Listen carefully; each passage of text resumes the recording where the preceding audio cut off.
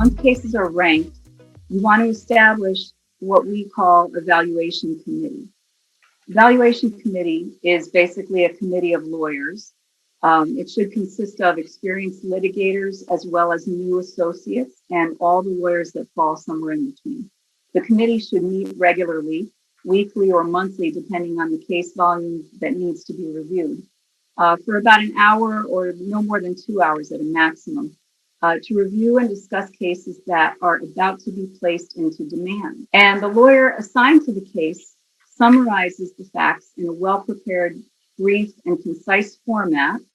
And that's important because you got to keep these cases moving. You're going to review more than one per meeting. This lawyer should present the facts, summarize the liability, damages, coverage, total specials, and the strengths and weaknesses of the case to the attorneys in the room.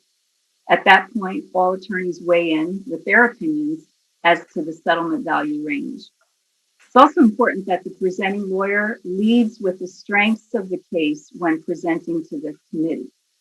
We want to think like plaintiff attorneys, right? We want to think about, we're advocating for our clients, right? So let's talk about all the things that make this case great before we start focusing on the things that don't. The lawyer should be thinking in terms of total opportunity value rather than minimum settlement value. This is an important distinction. It's a mindset, okay? But too often we build value starting at zero and we add on from there.